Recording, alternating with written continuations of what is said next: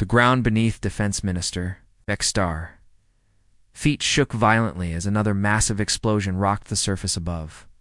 Dust and debris rained down from the reinforced ceiling of the underground command bunker, and the emergency lights flickered, ominously.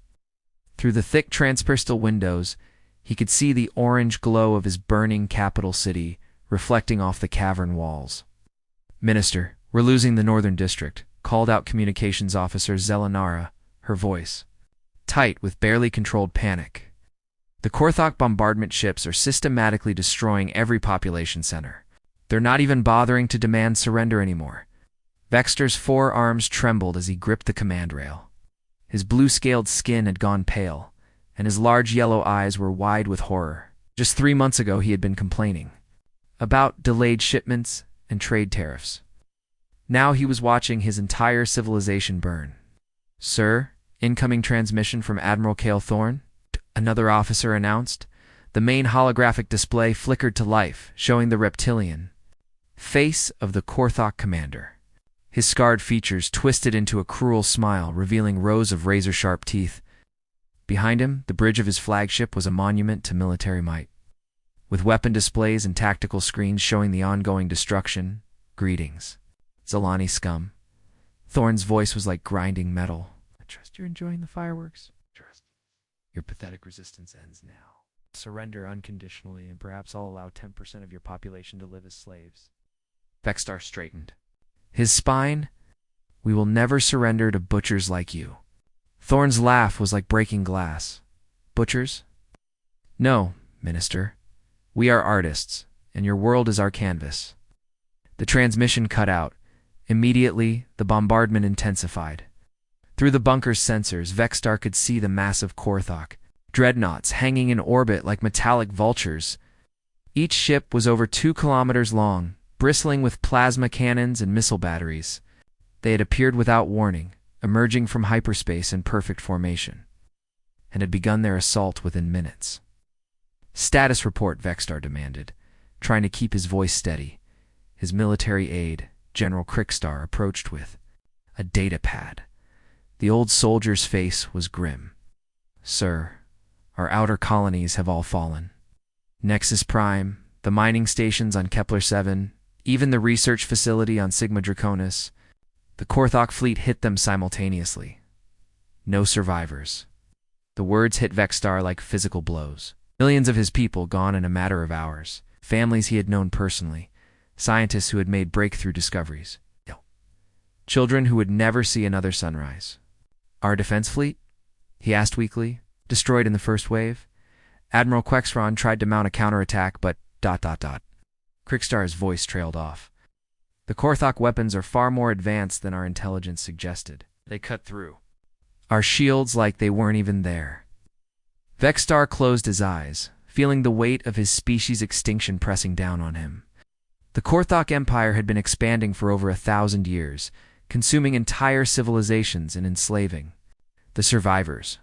Their military machine was unstoppable, their technology overwhelming. What could one small confederation of peaceful traders possibly do against such power? "What about the distress calls?" he asked desperately. "Surely someone will respond." "Communications?" Officer Zelenara looked up from her console, her expression defeated. "No response from the Galactic Council, sir?" They're calling it an internal matter and refusing to intervene. The Altarian Federation sent a formal diplomatic protest, but nothing more. The Centauri Union claims they're maintaining strict neutrality. Of course they were. The galaxy was full of cowards who would rather watch others burn than risk their own comfortable lives. The Galactic Council was a joke, all talk and no action. When the Korthok Empire came knocking, everyone suddenly discovered urgent business elsewhere. Sir Zelenara continued hesitantly. There is one possibility. Speak the humans. Remember the trade dispute we had with them 2 months ago? They have a saying on their world. An attack on one is an attack on all? Maybe? Mind raced back to that seemingly insignificant encounter. Earth had been a minor player in galactic politics, barely worth noticing.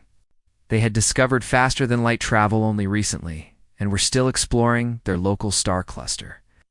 The dispute had been over mining rights in a system both species claimed. Nothing more than a bureaucratic headache, but he remembered the human negotiator who had come to resolve it. Commander Duhayen Park had been unlike any alien diplomat he had ever met. Most species sent bombastic politicians or calculating merchants.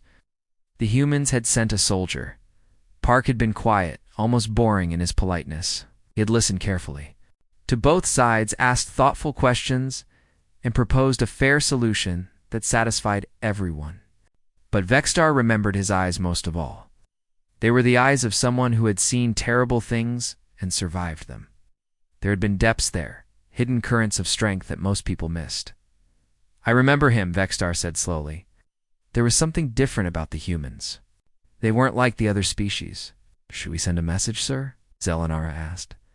The bunker shook again as another city died above them. Time was running out. In a few hours, the Korthok ground forces would arrive, and then even this shelter would become a tomb. "Do it," Vexstar ordered. Oh. Frequencies. Emergency priority. Tell them. Tell them we need aid. The next few hours crawled by like years. The bombardment continued relentlessly, each explosion bringing the Korthok Empire closer to total victory.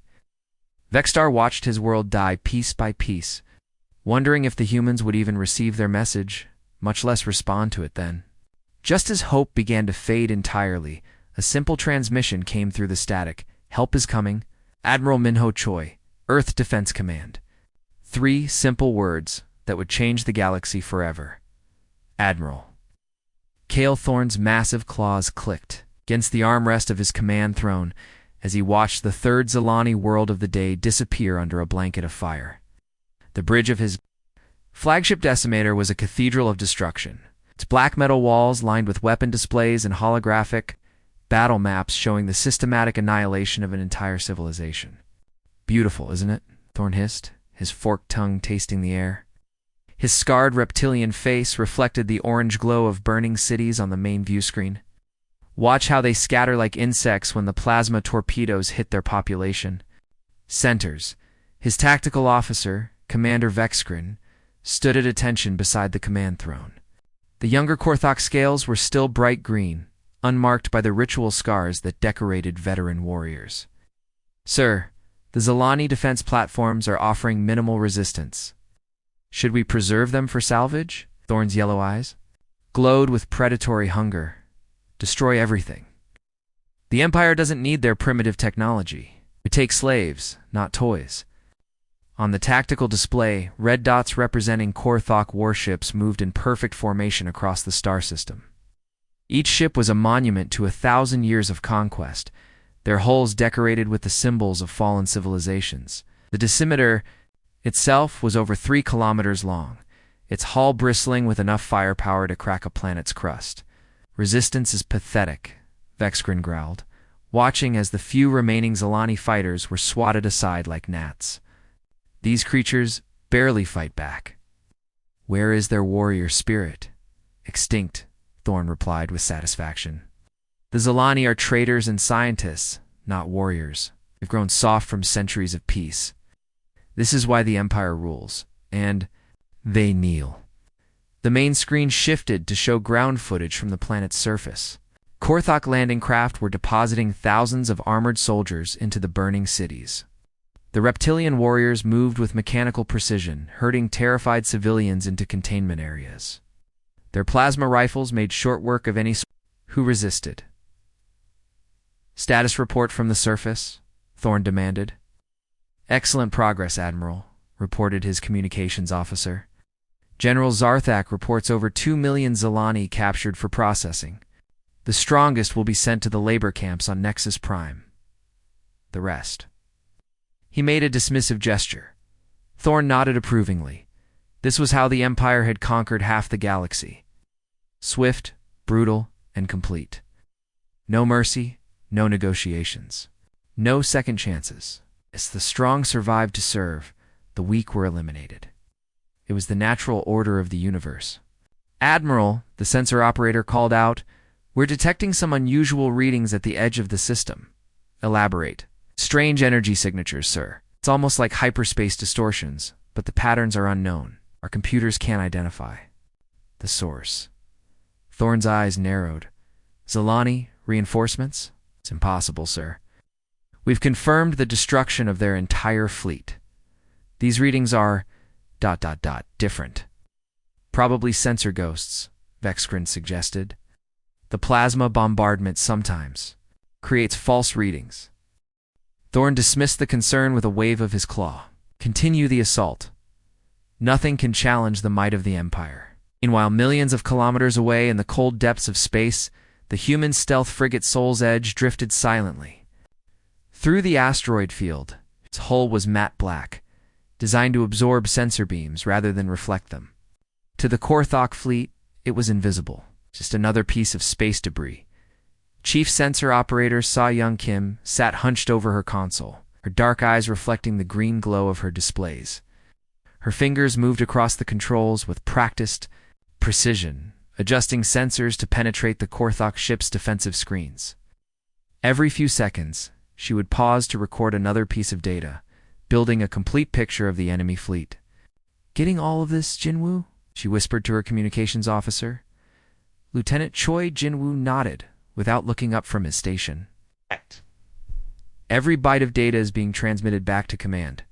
They're going to want to see these shield frequencies. The two had been sitting in the dark for over 6 hours, watching the systematic destruction of the Zilani civilization. It was hard to remain professional when witnessing genocide, but their job was to gather intelligence, not play. Hero. That would come later. Behind them, Captain Lee Dongmin studied the main tactical display with the cold focus of a predator. The screen showed the positions of every Korthok ship in the system, their movement patterns, their weapon configurations, even their crew rotations. His weathered face showed no emotion as he watched the alien fleet conduct its butchery. How many ships total? Asked quietly. Roughly 800 combat vessels, Sa Young reported. 12 dreadnoughts, 47 heavy cruisers, and the rest are destroyers and support craft. But sir, their formations are completely predictable. Classical hammer-and-anvil tactics, just like the textbooks describe. The captain allowed himself a thin smile. Textbook tactics. They've been using the same strategies for centuries because they've never faced serious opposition. Sir Ginwoo interjected. I'm picking up transmissions from the Korthok command ship. They're discussing capture quotas and slave processing schedules. Lee's jaw tightened. The Korthok Empire was infamous throughout the galaxy for its brutality. But hearing them discuss the fate of millions of beings like a business transaction made his blood boil. Still, he kept his voice level. Record everything. Command will want complete documentation for the war crimes trials. War crimes trials? Soyang asked. Oh yes, Lee replied, his smile growing wider. There will definitely be trials. The Empire has been getting away with this for too long.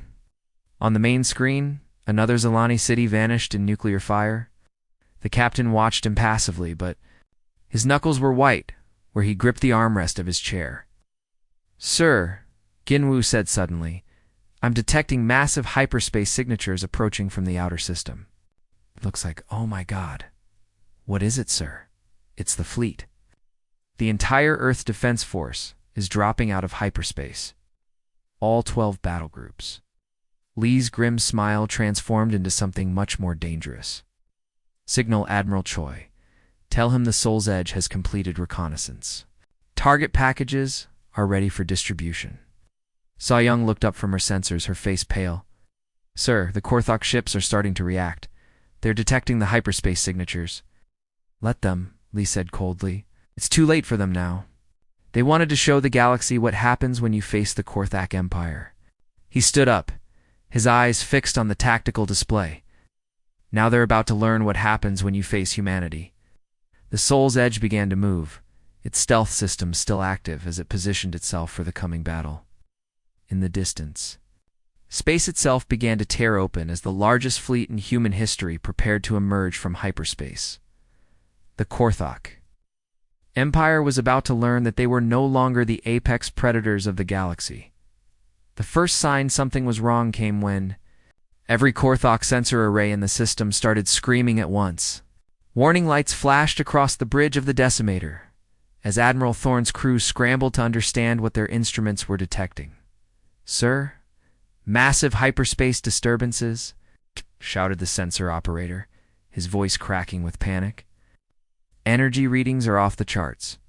Thorne rose from his command throne, his reptilian face twisted with confusion. "Zalani reinforcements? Impossible. We destroyed their entire fleet."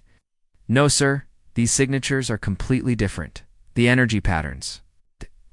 I've never seen anything like this." Above the burning world of Veros, space itself began to tear apart. Reality twisted and folded as hyperspace exit points opened like massive wounds in the fabric of the universe. The first rift was small, barely large enough for a single ship. But then more began opening, dozens, then hundreds, in his underground bunker. Defense Minister Vexstar watched the phenomenon through his remaining orbital sensors. His forearms gripped the command rail as his yellow eyes widened in disbelief. He had expected maybe a single human ship, perhaps a small relief convoy, bringing medical supplies and volunteers. What emerged instead defied all logic. The first ship to exit hyperspace was a sleek destroyer, its hull gleaming silver and blue. But it wasn't alone. Behind it came another, then dozens more. The hyperspace rifts continued opening, each one disgorging more human warships until the space above Veros looked like a metallic constellation. "By the ancestors," Vexstar breathed, his voice barely a whisper. The ships kept coming. Massive dreadnoughts that dwarfed anything in the Korthok fleet emerged from the largest rifts, their hulls bristling with weapon arrays that looked like nothing the galaxy had ever seen. Sleek cruisers moved between them like hunting wolves, their engines glowing with barely contained energy. Carrier vessels the size of small moons began, immediately launching clouds of fighters that swarmed through space in perfect formations. At the center of the formation, the final hyperspace rift opened to reveal something that made even the Korthok veterans gasp in shock.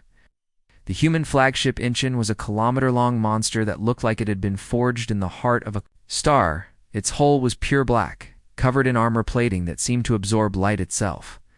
Weapon batteries lined its sides like the spines of some ancient predator, and its engines burned with the intensity of miniature suns. The human fleet numbered over 1,200 ships, making it the largest military force ever assembled in galactic history. They moved with a precision that was almost supernatural, each ship taking its assigned position without a single collision or communication delay. It was like watching a single organism with 1,200 deadly limbs. On the bridge of the Decimator, Admiral Thorne's confidence evaporated like morning mist. His scarred face had gone pale beneath his scales, and his claws clicked nervously against his throne. What is this?" he stammered, his voice stripped of its usual arrogance. His tactical officer was frantically working at his console, trying to process the sensor data. "Sir, I'm reading 1,200 combat vessels, multiple ship classes, all unknown designs. Their power signatures are ... impossible." "Impossible? How?" "Sir, some of these ships are generating more energy than our entire fleet combined." Before Thorne could respond, his communications officer looked up with terror in his eyes. "Sir, we're being hailed. It's coming from the human flagship." "Put it through," Thorne growled, trying to reclaim some of his former authority. The main screen flickered to life, showing the bridge of the Inchin. The human command center was a marvel of efficiency, with holographic displays showing tactical information and crew members working at stations that looked decades ahead of anything the Korthok possessed. At the center of it all stood Admiral Min-Ho Choi. The human commander looked exactly like what he was, a professional soldier who had seen too many wars and won them all. His face was weathered, but calm, his dark eyes holding the kind of quiet confidence that came from absolute certainty, wore a simple blue uniform without excessive decorations, letting his presence speak for itself. "Admiral Thorne of the Korthok." "Empire," Minho said, his voice carrying easily across the void between their ships. "I am Admiral Minho Choi of the United Earth Fleet. You have committed acts of unprovoked aggression against our trading partners, the Zalani Confederation. Withdraw your forces immediately, or face the consequences. Thorn's scales bristled with rage and wounded pride. How dare this upstart species threaten the mighty Korthok Empire? You dare threaten us? Do you have any idea who you're dealing with? We have conquered 1,000 worlds. You're the apex predators of this galaxy. Minho's expression didn't change by even a fraction. His response was delivered in the same calm, professional tone he might use to order coffee. We've conquered one world, Admiral. Our own. It was enough. The transmission ended with surgical precision, leaving Thorn staring at a blank screen. Aboard the Inchin, the bridge was a study in controlled tension. Every officer and crew member knew they were about to make history, but none of them showed it. This was what they had trained for, what humanity had been preparing for since they first looked up at the stars and wondered what was out there. Major Yunji-song. The tactical officer looked up from her console where streams of data showed the positions of every ship in both fleets. All ships report ready, Admiral. Battle groups Alpha through Delta are in position. The Korthok fleet is maintaining formation, but they're clearly confused by our arrival. Crew status? Minho asked quietly. All hands at battle stations? Engineering. Reports all systems nominal. Weapons are charged and ready. Minho nodded once, then activated the fleet-wide communication system. His voice reached every human ship simultaneously, from the massive dreadnoughts to the smallest fighters. This is Admiral Choi to all ships. Today we face an enemy that has terrorized the galaxy for 1,000 years. They believe themselves to be unstoppable. They have built their empire on the bones of peaceful civilizations and the tears of the enslaved. Today, that ends. He paused, letting his words sink in across the fleet. Signal all ships. Operation Righteous Thunder is authorized. Show them why Earth survived the War of Nations. Show them why humanity never backs down. It's all ships, weapons. Free. Let's remind the galaxy why predators fear the dark. The human fleet began to move, and space itself seemed to hold its breath. Battle didn't start with dramatic speeches or honorable challenges. It started with Captain Sung-Ho Park's destroyer squadron, simply disappearing from the human formation and reappearing 3 seconds. Later, directly behind the Korthok rear guard, the micro-jump technology was something the galaxy had never seen before. Human ships could make tiny hyperspace hops, covering thousands of kilometers in the blink of an eye. One moment Park's destroyers were floating peacefully in formation. The next, they were among the enemy fleet like wolves in a sheep pen. Fire, Park said calmly. The human railguns spoke with voices like thunder. Magnetic coils accelerated tungsten slugs to incredible speeds, turning them into projectiles that could punch through any known armor. The Korthok ships, designed to fight at long range with energy weapons, had no defense against kinetic projectiles moving at a significant fraction of light speed. 3 Korthok cruisers simply ceased to exist. Transformed into expanding clouds of glowing debris, their shields, which could deflect plasma beams and missile warheads, were useless against solid metal moving faster than thought. Jump, Park ordered, and his squadron vanished again. Leaving behind only wreckage and confusion, Admiral Thorn watched in horror as his rearguard died without firing a single shot. What just happened? How did they get behind us? His answer came in the form of electronic chaos.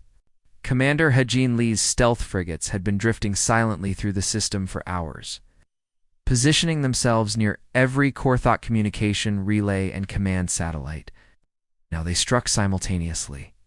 The human electronic warfare suite was decades ahead of anything the galaxy possessed. While other species were still using basic jamming techniques, humanity had developed viral programs that could rewrite enemy software in real time. Every Korthok communication array suddenly began broadcasting random noise.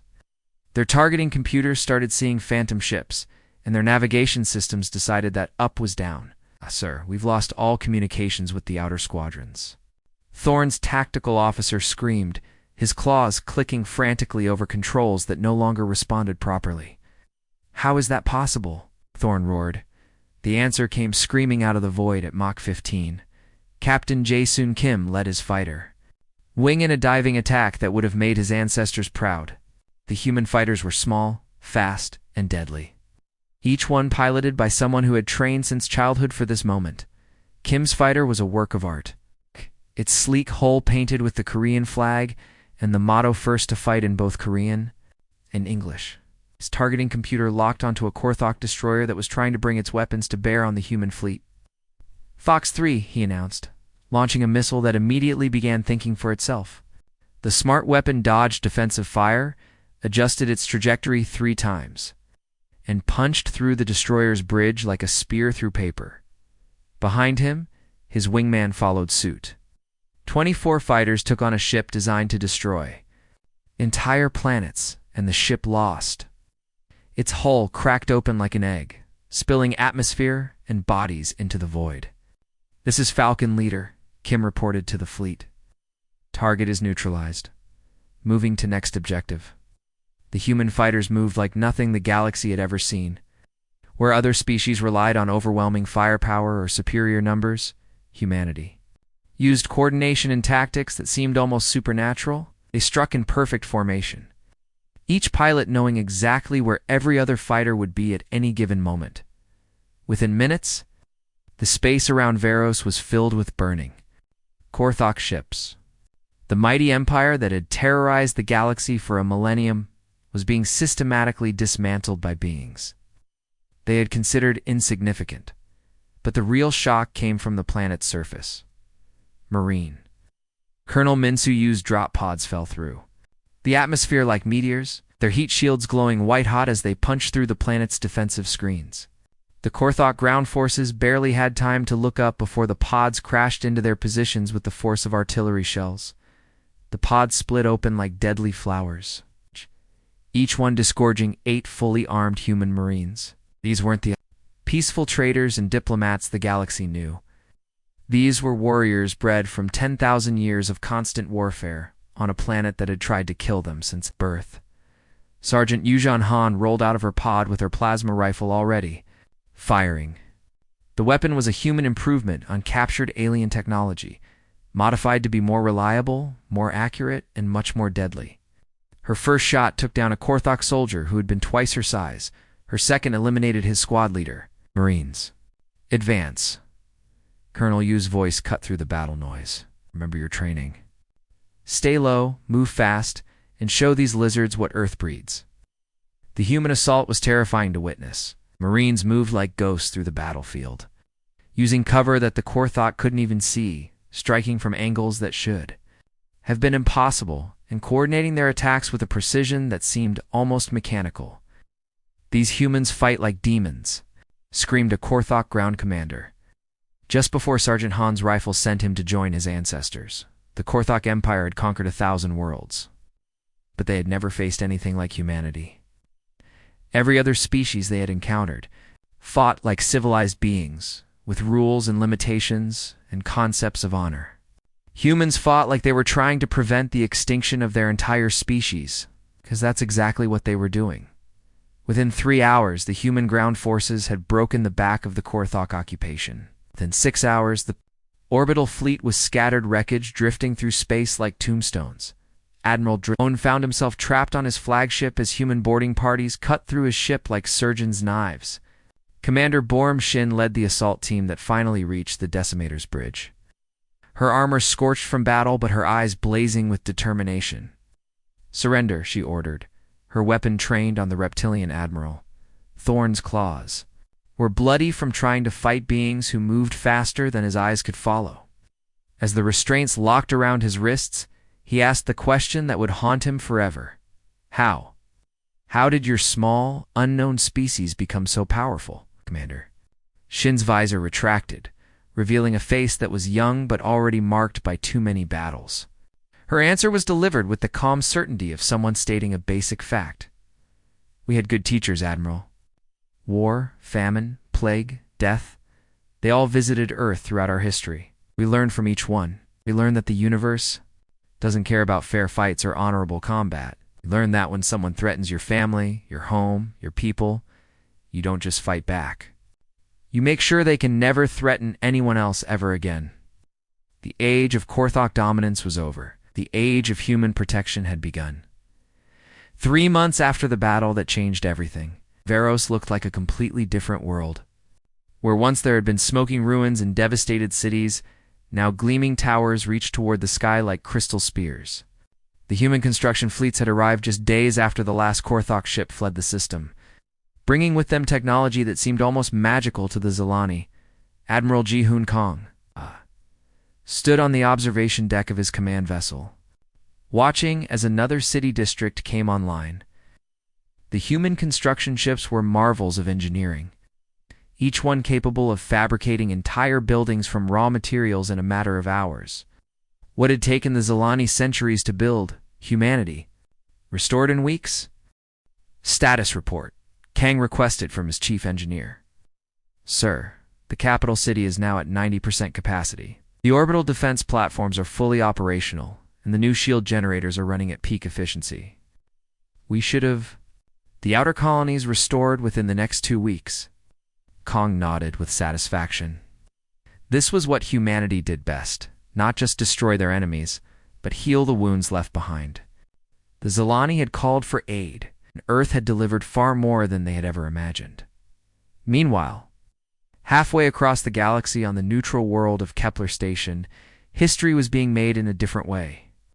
The War Crimes Tribunal had been humanity's idea, but the Galactic Council had eagerly embraced it once they realized what it meant. For the first time in galactic history, an empire would be held accountable for its crimes. Prosecutor Sujin Park stood before the assembled judges, her voice calm and steady as she presented evidence that made even hardened diplomats sick to their stomachs. The holographic displays showed world after world devastated by Korthok forces. Entire populations enslaved or murdered, children torn from their families to work in the Empire's labor camps. The evidence is overwhelming, she stated, her dark eyes fixed on the defendant's table where Admiral Thorne sat in restraints.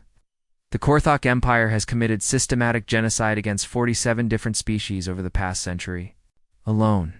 Their own records document the deliberate targeting of civilian populations and the use of biological weapons against planetary ecosystems. Judge Advocate Min Kyung-oh ensured that even the worst war criminals received fair treatment under galactic law. It was a principle that confused many species.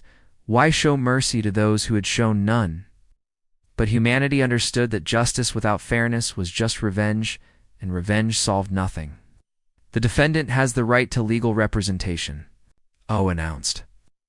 The court will hear all evidence before rendering judgment. The real change, however, was felt not in courtrooms but in the corridors of power across the galaxy. Species that had ignored Earth's diplomatic overtures for decades now sent desperate missions to secure human protection. The Altarian Federation, which had proudly refused to help the Zilani, now found themselves begging for assistance against the Sarnothi pirates who had been raiding their outer colonies. The Centauri Union, which had claimed neutrality during the Korthok invasion, suddenly discovered urgent reasons to establish mutual defense agreements with Earth. Even the proud vegan Commonwealth, which had once dismissed humans as upstart primitives, now spoke respectfully of humanity's emerging role in galactic security. Anvero's defense minister Vexstar walked through the rebuilt streets of his capital city, marveling at the transformation. The human architects had not simply restored what was lost, they had improved upon it. The new buildings were stronger, more efficient, and more beautiful than anything his people had ever constructed. Parks and gardens flourished where once there had been only rubble and ash. He paused at the memorial plaza, where a simple black stone bore the names of all those who had died in the Korthok attack. Human and Zilani flags flew side by side, a symbol of the alliance that had saved his people from extinction. Minister Vexstar? Familiar voice called out behind him. He turned to see Ambassador Duhayan Park approaching, the same quiet human who had negotiated their trade dispute months earlier. The man looked exactly the same, calm, professional, almost boring in his diplomatic uniform. But now Vexstar saw him with different eyes. Ambassador Park, Vexstar said, his forearms spread. In a gesture of respect, I was hoping we might have a chance to talk. Of course, Minister. What's on your mind? Vexstar studied the human's face, searching for some sign of the warrior he now knew lay beneath the diplomatic exterior. You never told us? During our negotiations, You never mentioned Earth's military power. All those hours we spent arguing over mining rights, and you never once hinted at what your people were capable of." Duhayan smiled, the same polite expression he had worn during their trade talks. "You never asked, Minister? Oh, we prefer diplomacy to warfare. It's cleaner, more efficient, and everyone goes home to their families at the end of the day, when diplomacy fails." The ambassador's expression grew serious as he gestured toward the human patrol ships visible in orbit, their sleek hulls gleaming in the afternoon sun. "When someone threatens our friends, we don't send aid packages or relief supplies. We send solutions, permanent ones." The implications of those words sent a chill through Vextar's spine. He had seen what human solutions looked like. The Korthok Empire had learned too late that humanity didn't just fight to win battles, they fought to end wars. Deep in space, aboard the flagship Inchin, Admiral Minho Choi stood on his bridge, reading the latest intelligence reports. Galaxy was changing faster than anyone had predicted. 17 species had formally requested Earth's protection, complete with offers of tribute and military bases. 23 others had proposed mutual defense treaties. While the Galactic Council was practically begging for human membership, with a permanent seat on the Security Council, "Sir," Captain Hai-1 Lim reported from her station, "we're receiving another distress call. The Rigel colonies are under attack by Sarnathi pirates. They're requesting immediate assistance." Minho set down his reports and walked to the main tactical display. The Rigel system was 3 days away at maximum hyperspace velocity, but the pirates wouldn't wait that long to finish their raid. "Signal the Third Fleet," he ordered calmly. "Tell Admiral Song to respond immediately. Full battle group, maximum." "Speed, sir? Should we offer the pirates a chance to surrender?" Minho considered the question for a moment. The Sarnathi were known for their brutality, much like the Korthok had been. They preyed on the weak and innocent, taking what they wanted and leaving death in their wake. No, he decided. Pirates understand only one language. Let's speak to them in terms they'll comprehend. As the human fleet prepared to jump to hyperspace, Minho reflected on how much had changed in just a few short months. Earth had revealed itself as a major galactic power, but more importantly, it had shown what that power would be used for. Not conquest or empire building, but protection of the innocent and punishment of the guilty. The age of human protection had indeed begun, and the galaxy was a safer place for it. In a universe full of predators, everyone now knew which species truly sat at the apex, not through cruelty or conquest, but through the simple willingness to stand between the innocent and those who would harm them. The Inchin and her escort fleet vanished into hyperspace, carrying justice to another corner of the galaxy where it was desperately needed. Behind them, Varos continued to heal under human protection, a living testament to what could be accomplished when strength was guided by compassion. In the depths of space, other predators watched and learned. The Korthok Empire had fallen, but they had not been the only threat in the galaxy. Now, however, there was a new sheriff in town. Everyone knew that humanity's word was their bond. When Earth's promised protection, they delivered it in full measure. When they promised justice, it arrived with the certainty of sunrise. And when they promised that the innocent would be defended, even the darkest corners of the galaxy learned to fear the light of human determination. The end.